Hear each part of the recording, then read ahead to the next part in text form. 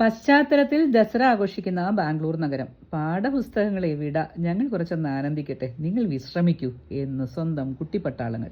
ഒരുപക്ഷെ ഏറ്റവും കൂടുതൽ ദൈവങ്ങളെയും ആചാരങ്ങളെയും ഇഷ്ടപ്പെടുന്നത് ഈ ദിനങ്ങളിലാവണം.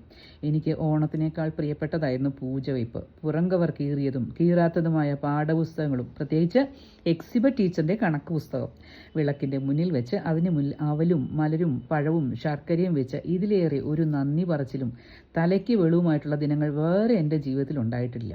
ഒരു ഒന്നൊന്നര ബ്രേക്ക്. പഠിച്ച് മാന്യമായ തൊഴിൽ നേടുക. എന്താണാവോ ഈ മാന്യമായ തൊഴിൽ? അതിന് എൻ്റെ അച്ഛൻ പറയാറുള്ളത് ഇങ്ങനെ: മറ്റുള്ളതിനെ ദ്രോഹിക്കാതെ വൃത്തിയായി ചെയ്യുന്ന ഏത് പ്രവൃത്തിയും മാന്യമായത്.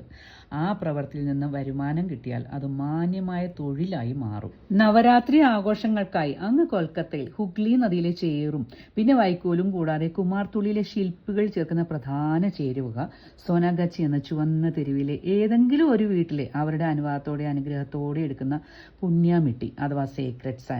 മണ്ണും പെണ്ണും ഒന്നും അയിത്തമുള്ളതല്ലെന്നേ. മഗ്ദലന മറിയത്തെ ജീസസ് ചേർത്ത് പിടിച്ച പോലെ. ഇതിന് ചിലർ പറയുന്ന ഇങ്ങനെ: മറ്റുള്ള ദിവസങ്ങളിൽ ഇവർക്ക് അയിത്തം, ഈ ദിവസങ്ങളിൽ ഇവർക്ക് ദേവീഭാവം. ഏത് ദിവസമാണേലും ഇവർക്കെന്നല്ല, നമുക്ക് എല്ലാവർക്കും ദേവീഭാവം അഥവാ ഗോഡ്ലിനെസ് ആണെന്നേ. അതൊന്ന് ഓർമ്മിപ്പിക്കാൻ ചിലർ വേണമെന്ന് മാത്രം. ഇവിടെ അത് കുമാർത്തുള്ളിയിലെ ശില്പികൾ.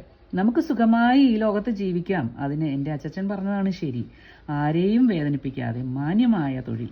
അത് ഓർമ്മിപ്പിക്കാൻ നവരാത്രി അല്ല, എല്ലാ നിമിഷവും ആവട്ടെ ചുവന്ന തെരുവുകൾക്കും വെളുത്ത തെരുവുകൾക്കും അവിടെ ജീവിക്കാൻ പെടാപ്പാടുപെടുന്നവർക്കും. അല്ല പിന്നെ